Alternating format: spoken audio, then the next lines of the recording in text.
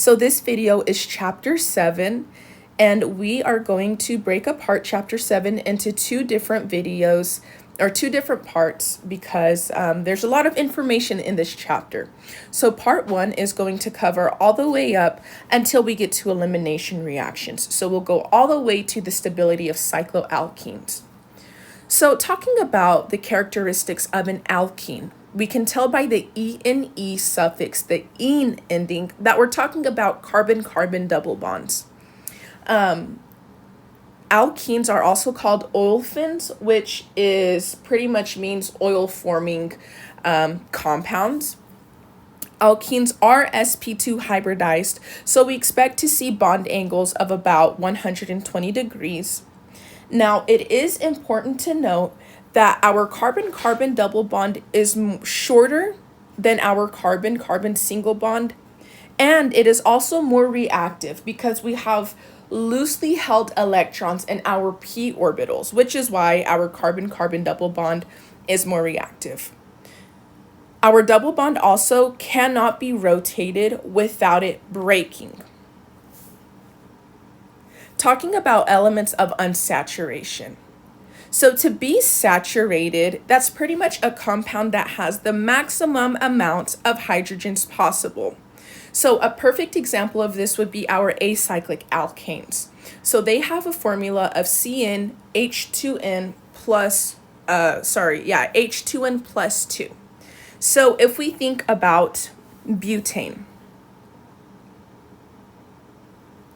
butane has all of its hydrogens attached to each carbon as possible. Even pentane, hexane, any acyclic alkane, our carbons are connected to the max amount of hydrogens possible. So whenever we talk about a compound that is unsaturated, for example, alkenes are said to be unsaturated because they are capable of adding hydrogens over our double bonds in the presence of a catalyst. So we can calculate our elements of unsaturation, and our element of unsaturation is a structural feature that results in 2 fewer hydrogen atoms in a molecular formula. So double bonds or rings have 1 element of unsaturation, whereas triple bonds have 2 elements of unsaturation. So going over a double bond or a ring example, what we can do is we can compare, again, butane. Butane has 4 carbons and 10 hydrogens. But what about butene? It has 4 carbons. However, it has 8 hydrogens once we threw a double bond over our structure. Or even if we look at cyclobutene. Cyclobutene has 2, 4, 6, and 8 hydrogens as well. So we can compare our molecular formula to our saturated formula. So in our saturated formula, we have 10 hydrogens. In our butene, we have 8 hydrogens. And in our cyclobutane, we have 8 hydrogens. So we can see that these differ in having 2 fewer hydrogens. So that's why double bonds or rings will have 1 element of unsaturation. But what if we look at a triple bond?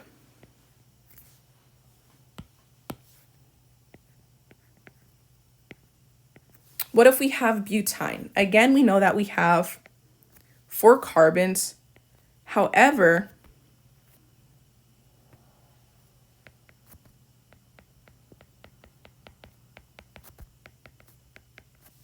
now we have 6 hydrogens.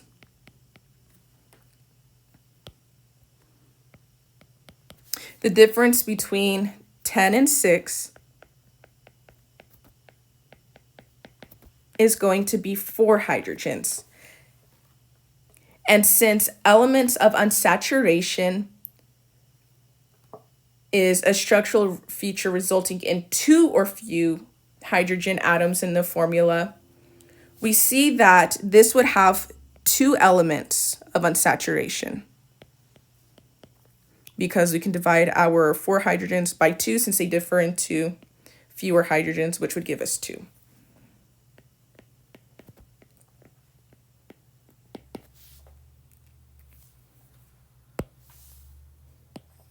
So now that we know rules of elements of unsaturation, let's look at an example and try and determine what this question is asking us. So a structure has 9 carbons, 3 triple bonds, and 1 ring. How many hydrogens are in the structure? So the first thing you want to do is, or the first thing that I would do is I would get the saturated version of my compound. So if I have a structure that contains 9 carbons,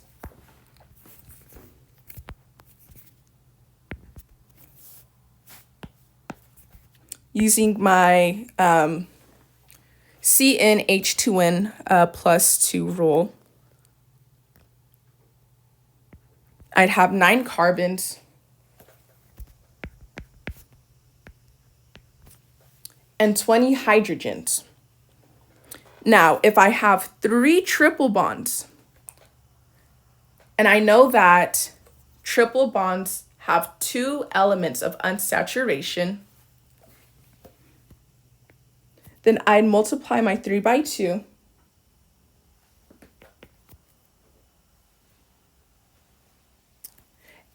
And that's going to give me 6 elements of unsaturation. And if I know that rings have 1 element of unsaturation and I only have 1 ring, then I have 1 element of unsaturation. So in total, the structure has 7 elements of unsaturation. And if I know that an element of unsaturation is the lacking of 2 hydrogens, then that means that I need to multiply my 7 times 2 to let me know how many total hydrogens are missing. So 7 times 2 equals 14. So if I have a lack of 14 hydrogens and my saturated structure would have 20 hydrogens, what we would do is we subtract 14 from 20, leaving us with 6. So how many hydrogens are in this structure? 6 hydrogens.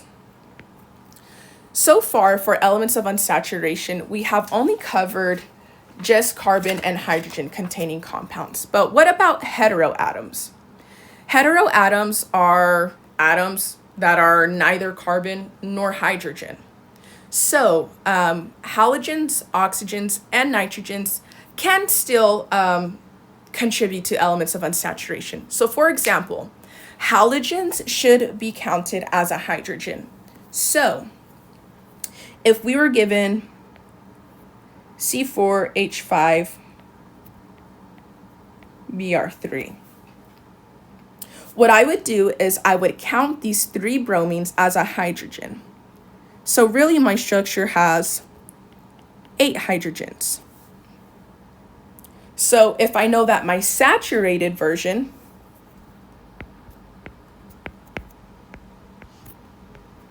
is C4H10 using my CnH2n plus 2 rule, the difference between 8 hydrogens and 10 hydrogens would be 2, which is equal to 1 element of unsaturation.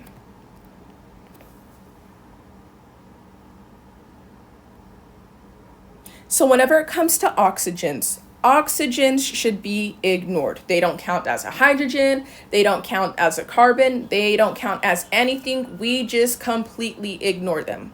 So, for example, if we were to have C2H6O. I would completely ignore my oxygen and really just focus on this C2H6. Now, if I know that my saturated version of a 2-carbon containing compound is CnC2H2n plus 2, which would be H6, the difference between 6 and 6 is 0 hydrogens. That looks like alcohol. There are 0 hydrogens. I'll write that out. 0 hydrogens. So therefore, I would have no elements of unsaturation. This right here would still be saturated. Now, whenever it comes to nitrogens, they're a little bit funky. Real quick, I have a typo right here. It says nitrogen counts as a half atom. This should say that nitrogen counts as a half carbon. And the reason why we count nitrogen as a half carbon is because they can make a total, oftentimes in a neutral state, they're connected to 3 other atoms, and then they have 1 pair of lone pairs. So usually whenever our nitrogen is in a carbon chain, it's only connected to 1 hydrogen, rather than carbons in a carbon chain are usually connected to 2 carbons in the middle. So I hope that makes sense. But just know that nitrogen counts as a half carbon. So, for example, if I were to have C4H9N, what I would do is I would count my nitrogen as a half carbon. So I would have C4.5 CnH2n plus 2. So 4.5 times 2 is 9 plus 2 is 11. So over here, I would have 11 hydrogens, whereas over here I have 9. So the difference between 11 and 9 is 2 hydrogens. So this would be 1 element of unsaturation. And we'll go on ahead and do another example since nitrogen can be a little bit funky.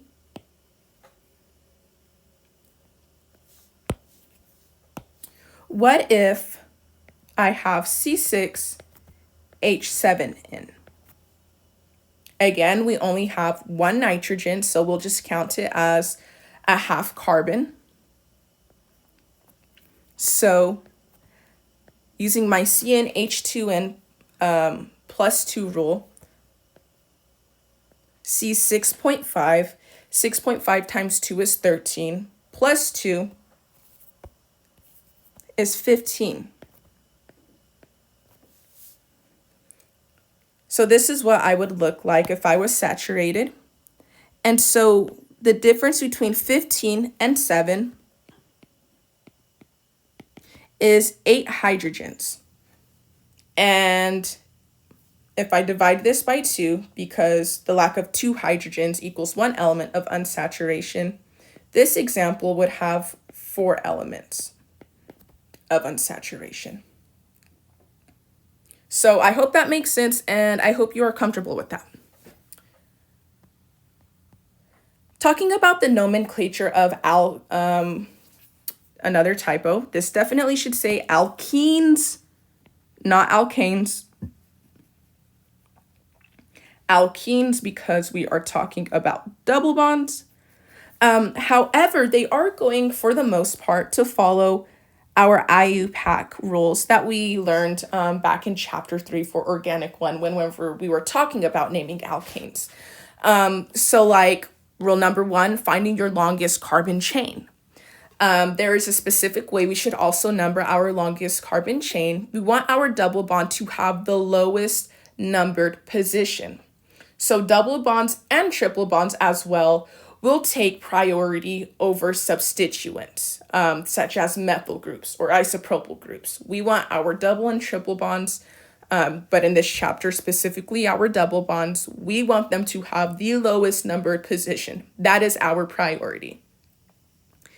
If we're talking about cycloalkenes, in a ring, the double bond is assumed to be between carbon 1 and carbon 2.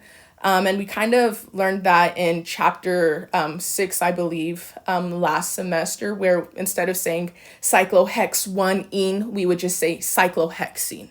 It's automatically assumed to be the double bond is between carbon 1 and carbon 2. Again, because we are talking about double bonds, our suffix is the -ene, the E-N-E sound. Also, if we have more than one double bond present, if we have 2, 3, 4, 5 double bonds that are present, we need to specify that using our di, tri, tetra. Just kind of like if we had 2 methyl groups, we would say dimethyl.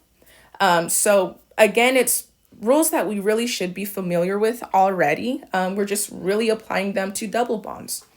So if I were to have this alkene right here, I could either number it from left to right,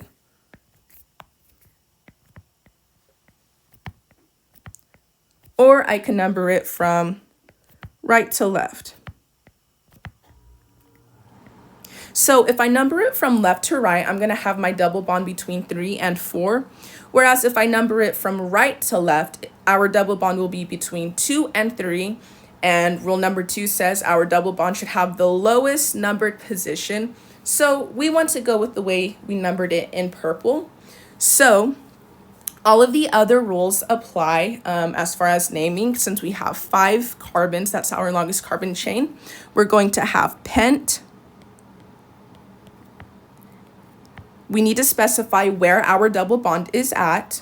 So pent 2, and because it's a double bond, ene. That is how we would name that. So what if we were to have more than one double bond?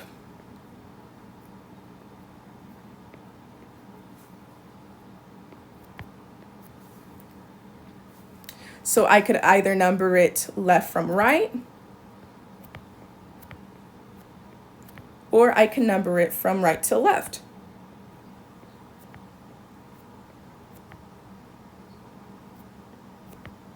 If I number it from left to right, I'm going to have my double bond starting at 2 and 4. Whereas if I number it from right to left, I'll have it, the double bonds at 3 and 5. So we want to go with the way we numbered it in red, where our double bonds will be at 2 and 4. So what we need to do is we don't have any other substituents other than our double bonds. So this would be 2, 4,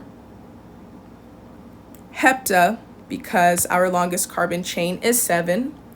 Because there's 2 double bonds, we say di and then ene. So 2, 4, hepta, di, ene. And since we were talking about cyclic alkenes or cycloalkenes, we'll go on ahead and go over some examples.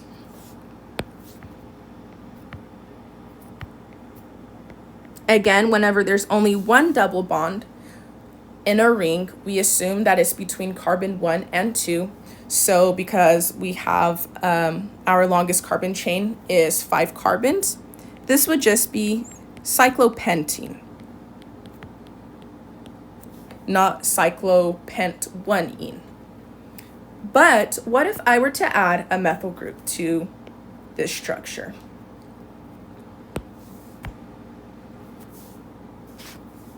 Again, numbering my ring, I could start 1, 2, 3, 4, 5, or I could number it 1, 2, 3, 4, and 5. So the way I numbered it in both purple and in red, our double bonds would start at carbon 1. However, we have another substituent to consider. We have a methyl group. And the way we numbered it in red, we would have a methyl group at the carbon 1 position, whereas purple would be at the carbon 2 position. So we would want to go with the way we numbered it in red, because both of our substituents, both our double bond and our methyl group, would be at carbon 1. So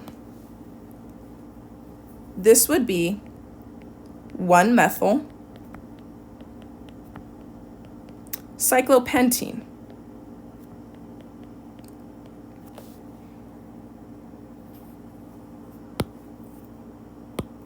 We will do one other example where I will have a cycloalkene that has multiple substituents.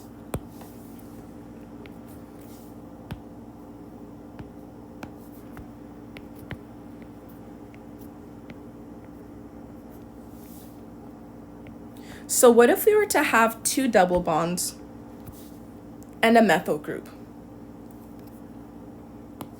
So I could either start numbering going clockwise, starting at the top double bond, or I could start at the double bond on the bottom and go counterclockwise. So again, the way I numbered it in both purple and in red, our double bonds would be between 1 and 3. However, looking at our methyl group, our substituent, in red, our methyl group would be at 2, whereas in purple, it would be at 3. So we want to go with the way that we numbered in red. So the first thing you need to do is name your methyl substituent, which is at the 2nd carbon position. So it would be 2-methyl. And now you're ready to name the rest of your compound. We need to look at where our double bonds are at, which is 1 and 3. Because this is a cyclic structure that is containing 6 carbons, we say cyclohexa. And because there's 2 double bonds, we say diene. So 2-methyl, 1,3-cyclohexadiene.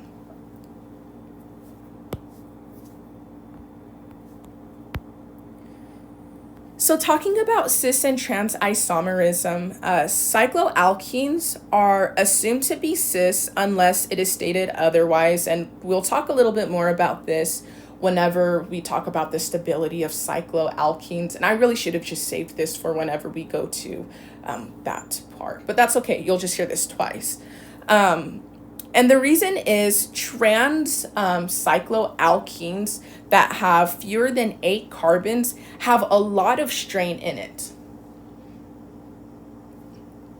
But just talking about alkenes, our acyclic alkenes, in organic 1, we were used to comparing the same substituents like 2 methyl groups or 2 ethyl groups to determine whether our compound was cis or trans.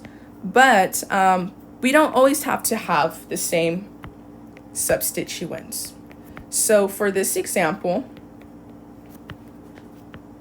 whenever we talk about alkenes, what we really want to do is we want to look at our hydrogens, for example. We see that we have 2 alkyl groups on the same side of the double bond and then 2 hydrogens on the same side of the double bond. So this right here would be cis pent-2-ene. If you number your carbons 1, 2, 3, 4, 5. We see our, again, our alkyl groups, our methyl and our ethyl group are on the same side of the double bond. Cis, longest carbon chain is 5. Pent, we have a double bond at carbon 2, so 2 and then ene because we have a double bond. And so the trans version would look something like this. And again, this kind of really should be more of a review. We should be very comfortable, very familiar with naming cis and trans compounds. But I see that my longest carbon chain is 1, 2, 3, 4, 5. If I look at my hydrogens, they're on opposite sides of my double bond. My alkyl groups are on opposite sides of the double bond. So this would be trans. Longest carbon chain is 5, so pent. We have a double bond at 2 and ene for the double bond. So there is another way. We're going to talk now about E and Z nomenclature. So E and Z nomenclature is very, very similar to cis and trans. However, we're kind of going to incorporate some stereochemistry. So essentially what you want to do to determine whether a compound is E or Z, the first thing you want to do is you are going to cut your double bond in half, and you're going to assign priority using the Cahn-Ingold pre-log rules. So this is something that we did in chapter 5.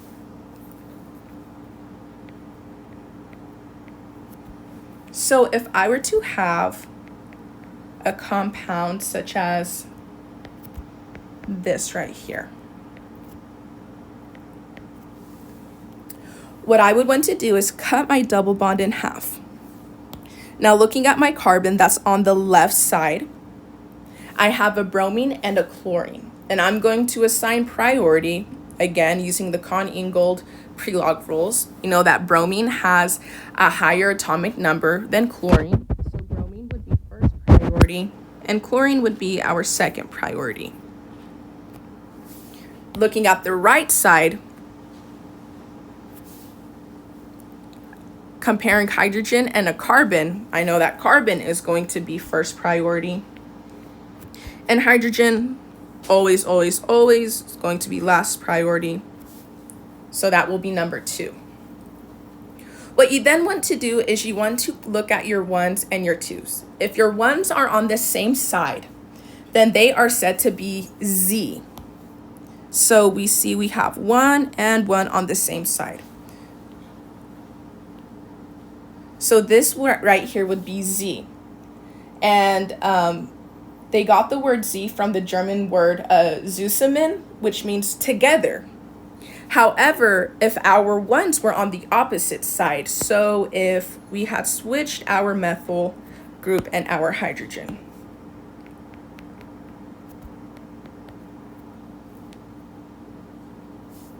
I just drew the exact same thing, hold on. If we were to switch our methyl group and our hydrogen, we would see, again, carbon would have 1, hydrogen would have 2, and now our 1s would be on opposite sides. So whenever your highest assigned priority, whenever your 1s are on opposite sides, it is said to be E, which comes from the German word Antigen, which means opposite. Now I'm not German, so I'm pretty sure I did not I'm pretty sure I didn't say those words correctly, but Z together, E opposite. So let's go on ahead and do a couple examples.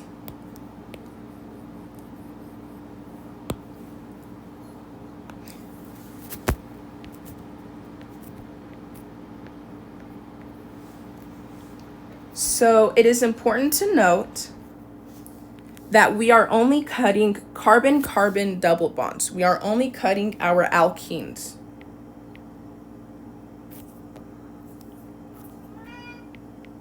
I'm going to put a methyl group right there. Sorry, that's kind of... Shh, go away.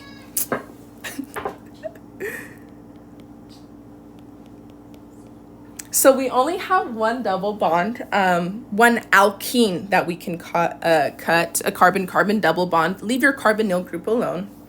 So if we were to cut it in half and we were to look at the left side of our carbon, it's directly attached to a carbonyl group and then a CH2 group.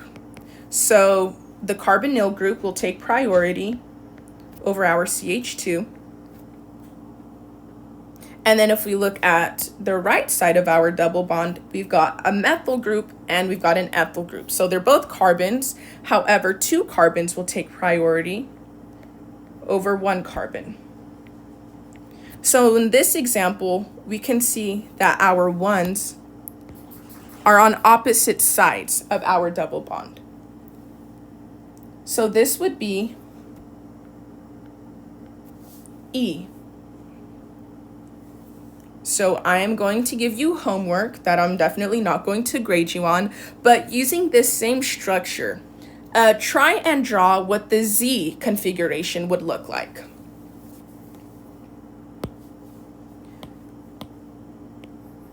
Also, if you're given a pretty basic structure with the E and Z configuration, you should be able to name it. So, for example,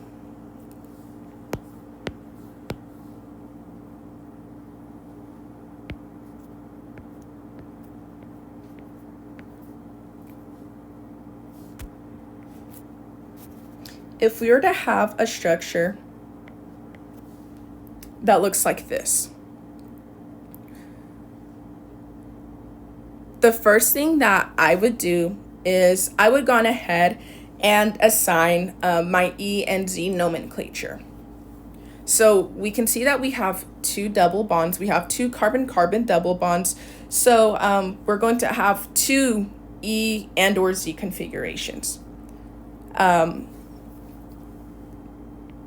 Cutting this double bond in half, I have a chlorine and a methyl group if I focus on the left side of my double bond. So chlorine is going to take priority over my methyl group, over my carbon. What I like to do whenever I'm getting E and Z nomenclature and I'm given line angle, I always like to draw my hydrogens. Because it's actually going to be really easy. It's going to help you with determining your priorities. So we've got this entire right side of the chain, that's all carbons, and then a hydrogen. So this long carbon chain is going to take priority over my hydrogen. So because my ones are on the same side, this is going to be of the Z configuration. And so we're going to do the exact same thing to our other double bond. We're going to cut it in half, draw your hydrogens where they are needed. And if we know that hydrogen is always going to be of the lowest priority, focusing on this left side of our double bond, hydrogen is going to get 2. The entire left side of the carbon chain will be 1. Same on the right side of our on the right side of our double bond. Our hydrogen will always be lowest priority and the carbon chain will be 1. And so now our ones are on opposite sides. So this is going to be E. So now that we know what our configurations are, now what we need to do is we need to name our molecule. So we could either number it left to right, or we could number it right to left. We would definitely want to number it from left to right, because our double bond would be at carbon 2. Whereas if we were to number it from right to left, our double bond would be at 3. So we know that our longest carbon chain is 7. We have 2 double bonds at carbon 2 and carbon 4. We got the configuration of them. So the first thing you need to put is your configuration. Carbon 2 was Z, so 2Z. Carbon 4 was E, 4E. Now that we've got our configurations out the way, we can name our substituents. We only have one, which is chlorine. Chlorine is at the carbon 2 position. So we're going to say 2-chloro. And now we can name our main chain. It's 7 carbons long, so it's hepta. And now we need to specify where our double bonds are, which again are 2 and 4. It should be the same number as your Z and E configuration. And because there's 2 double bonds, we're going to say diene. So this structure is 2Z, 4E, 2-chloro, hepta 2,4-diene. So if you're given a structure like this, you should be able to name it. So make sure you practice your easy nomenclature of alkenes. It's going to be very, very helpful. So moving on to the physical properties of alkenes. Alkenes are really important. The most common alkene that's produced in the largest volume is ethylene. And the reason is because from ethylene, we can do a number of reactions to create so many different products that we use in a lot of industries. But focusing on the physical properties of alkenes, the first one is boiling point. Again, we covered this in organic 1. But boiling point increases with mass. So the more carbons you have, the higher your boiling point. Unless if you have branching. Branching is going to dramatically decrease your boiling point. And then cis alkenes are going to have a higher boiling point than our trans boiling point. And that is due to if we were to have a dipole moment. Talking about polarity of alkenes, double bonds are slightly polar. We know that single bonds and double bonds, they're pretty nonpolar. However, whenever we compare double bonds to alkanes, they're slightly more polar. And the reason is because the loosely held electrons in the pi bonds, they're definitely more polarizable. And so this light polarizability creates instantaneous dipole-dipole interactions, but also alkyl groups, also because of our electrons in the pi bonds, our alkyl groups are actually going to be electron donators, and they're going to donate electron density towards the pi bond. So it's going to create a small dipole moment, but it can kind of be permanent. So for example,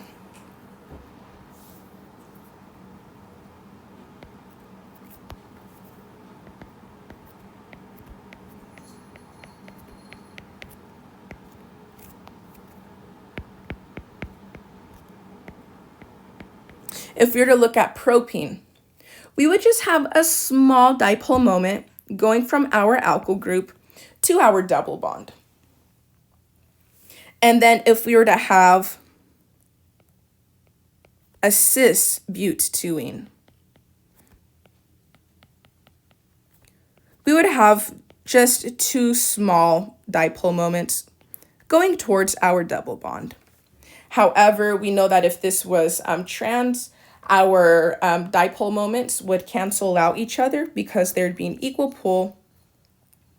And so it would cancel each other out.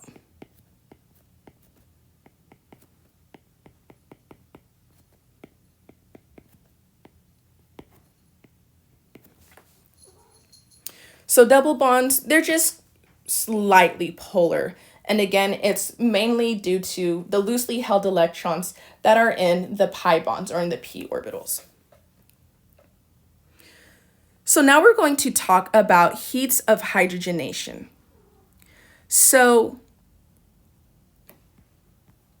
our heat of hydrogenation, essentially what we're going to be doing is we're going to add hydrogens across our double bond.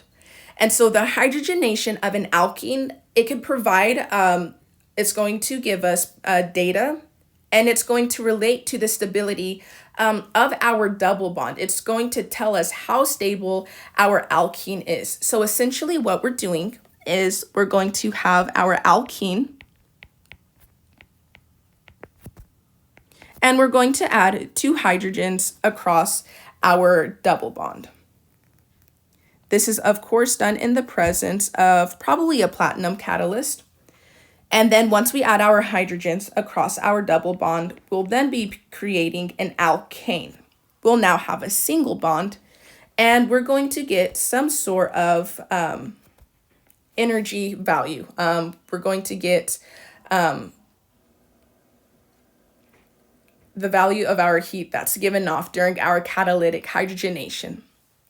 So, a few things, the more substituted the double bond is, the lower the heat of hydrogenation. And so the lower the heat of hydrogenation, the more stable our double bond is. So for example,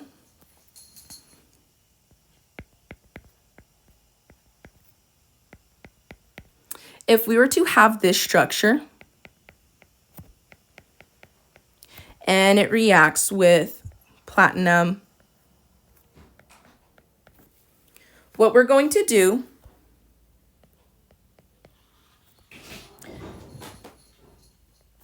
is add hydrogens where our double bonds once were.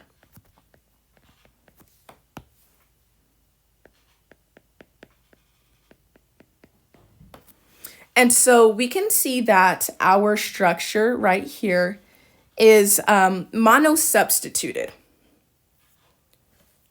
So this is actually going to give us a value of negative 125.9 kilojoules per mole. And if we were to have this double bond, which is trans and is also disubstituted because we've got two alkyl groups attached to our double bond, and again, it reacts with hydrogen in the presence of a platinum catalyst, we have added our hydrogens across our double bond.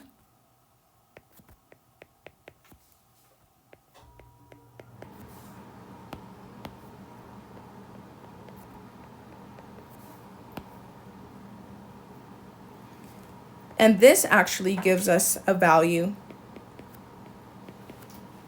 of negative 114 kilojoules per mole. Now, mind you, this is an exothermic reaction. We are releasing heat. Heat is given off whenever these bonds are breaking, and then whenever they're being put across our double bond. So that's all this negative sign means, is it's an exothermic reaction. What you really want to compare is just the 125.9 and then the 114. And so with the first structure being monosubstituted, because all that's attached to the double bond was this ethyl group, and I can actually draw it to where it kind of makes sense. So on the left side of our double bond, we have two hydrogens. And then on the right side of our double bond, we have one hydrogen and then an ethyl group. So we can see how this is monosubstituted because there's only one alkyl group, whereas the second example has two methyl groups. So this would be disubstituted. And disubstituted compounds or alkenes are going to create more stable alkanes, which is why we have a smaller heat of hydrogenation.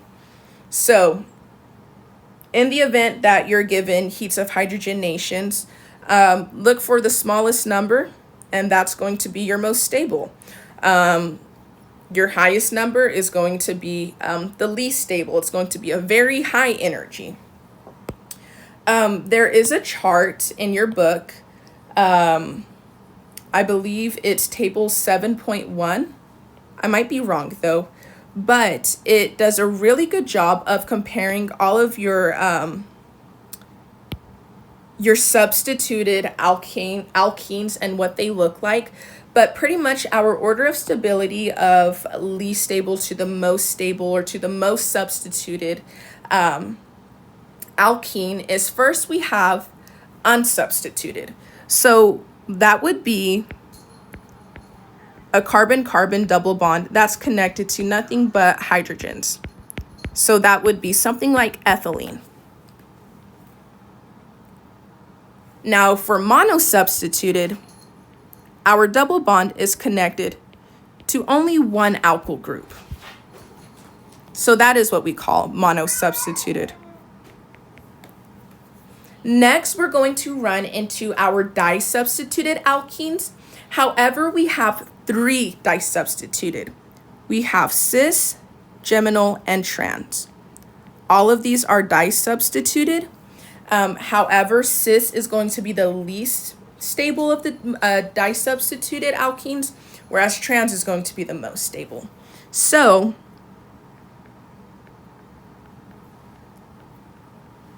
whoopsies, I just drew trans. I'm supposed to draw cis. So this is what cis would look like.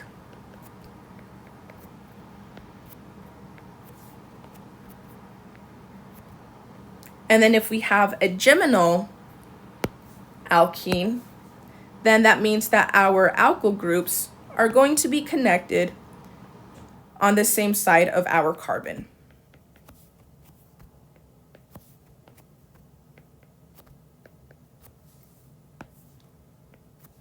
And then our trans is whenever our alkyl groups are going to be on opposite sides of our double bond.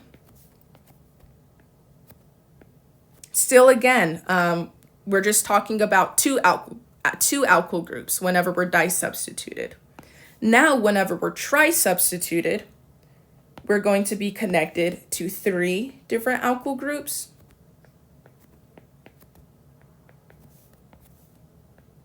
And then finally, whenever you're tetrasubstituted, then your carbon-carbon double bond will be connected to 4 different alkyl groups. So that is our order of stability whenever we're talking about substituted alkenes. Lastly, talking about the stability of cycloalkenes. Again, cis cycloalkenes are going to be more stable than trans cycloalkenes, especially whenever we're talking about the smaller alkenes, such as our cyclohexene, cyclopentene. We know that cyclopropene is very unstable because there's already a lot of strain.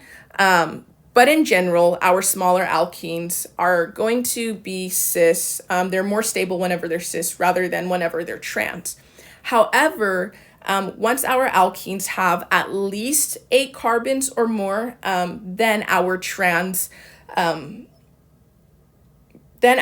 conformation can be more stable and can be more favored. Bicyclic compounds, they are also influenced a little bit by stability, but there's one rule that we follow, which is called Brett's rule. A bridged bicyclic compound cannot have a double bond at a bridgehead position unless the ring contains at least 8 carbons or more. So I guess 8 is kind of the magic number whenever we're talking about the stability of cycloalkenes. And again, it's really because once we get to such a grand number, we start to decrease the torsional strain. But again, the 8 carbon rule also kind of applies to the Brett's rule. But what exactly do we really mean by that? So if I were to have a structure like this, I know that this is a bicyclic compound, and I definitely have a bridgehead. I'm going to put my double bond right here. My ring, the longest carbon chain, is 1, 2, 3, 4, 5, 6. So this would not violate Brett's rule for 2 reasons. For 1 reason. Because our double bond is not at our bridgehead position. However, if I were to take this double bond, okay, that was helpful. And if I were to move it right here, My double bond is now at the bridgehead position, and my structure has 6 carbons, which is smaller than 8. So this right here would violate Brett's rule.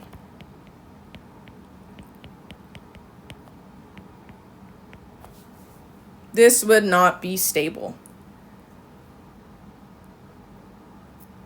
Let's go over another example.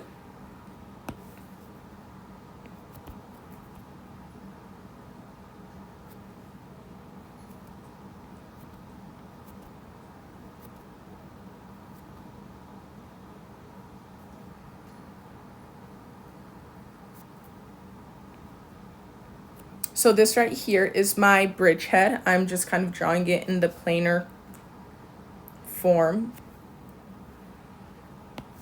So this structure has 1, 2, 3, 4, 5, 6 carbons.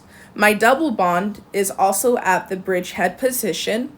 So since my structure has 6 carbons, which is smaller than 8, this would violate Brett's rule. This would not follow it.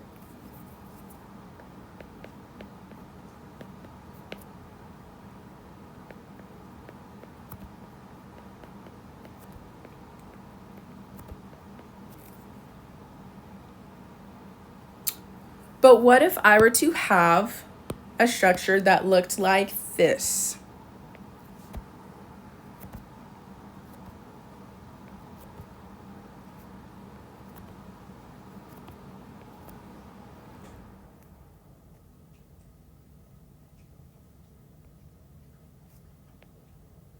Right here would be my bridgehead. And if I were to put my double bond right here, my structure has 1, 2, 3, 4, 5, 6, 7, 8 carbons. I do have a double bond that meets the bridgehead.